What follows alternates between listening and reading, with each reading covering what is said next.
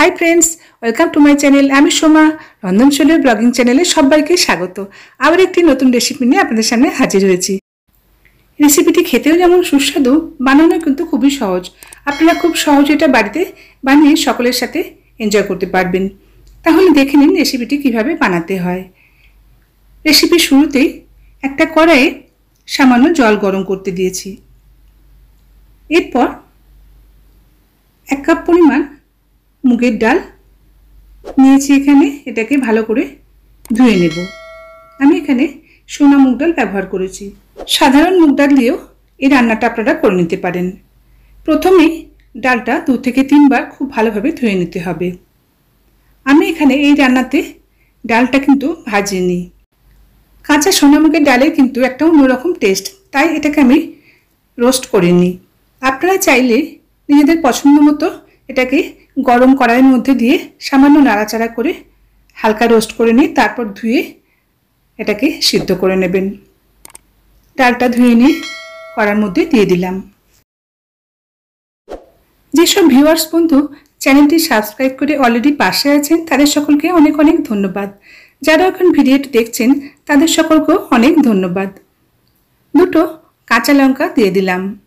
তারপর একটা ঢাকনা দিয়ে ঢেকে ডালটাকে 10 মিনিটের জন্য বয়েল করে নেব।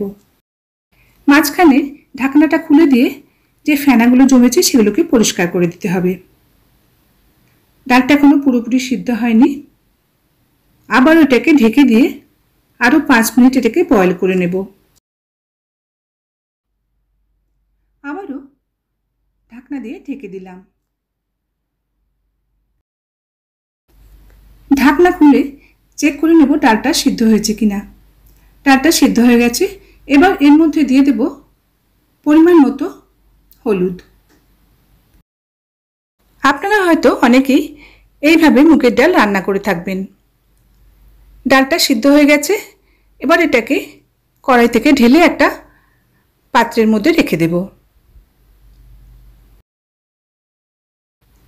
এরপর ডালটাকে ফোড়ন দিয়ে নেব। কড়াই গরম করে নিয়ে 2 টেবিল চামচ পরিমাণ সর্ষের তেল, তেজপাতা, শুকনো লাল লঙ্কা আর সামান্য গোটা জিরে দিয়ে হালকাভাবে ফ্রাই করে নিতে হবে। যখন খুব সুন্দর একটা সুগন্ধ আসবে তখন এর মধ্যে দিয়ে দেব কাঁচা টমেটো স্লাইস করে কাটা। শীতকালের শুরুতে বাজারে কিন্তু এই কাঁচা টমেটো খুবই পাওয়া যায়। আপনারা অবশ্যই এইভাবে কাঁচা টমেটো দিয়ে ডাল রান্না করবেন। কাঁচা টমেটোর মধ্যে যেহেতু একটু টক ভাব থাকে তাই ডালটা খেতে কিন্তু খুবই টেস্টি হয়। মুগ ডাল ছাড়া মুসুর ডাল দিয়েও আপনারা এই রেসিপিটা ট্রাই করতে পারেন। টমেটোগুলো কিন্তু খুব বেশি ভাজবেন না, হালকা কাঁচা থাকবে। তারপর ফুটে গিয়ে এই টমেটোর টক ভাবটা ডালের মধ্যে চলে গেলে এর আসল টেস্টটা আপনারা বুঝতে পারবেন। এরপর পরিমাণ মতো নুন দিয়ে দিলাম, সামান্য চিনি। চিনিটা আপনারা চাইলে দিতে পারেন কিংবা নাও দিতে পারেন।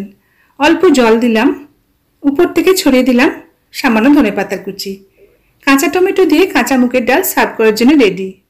আশা করছি রেসিপিটি আপনাদের খুবই ভালো লাগবে। ভালো লাগলে কমেন্ট বক্সে লিখে জানাবেন।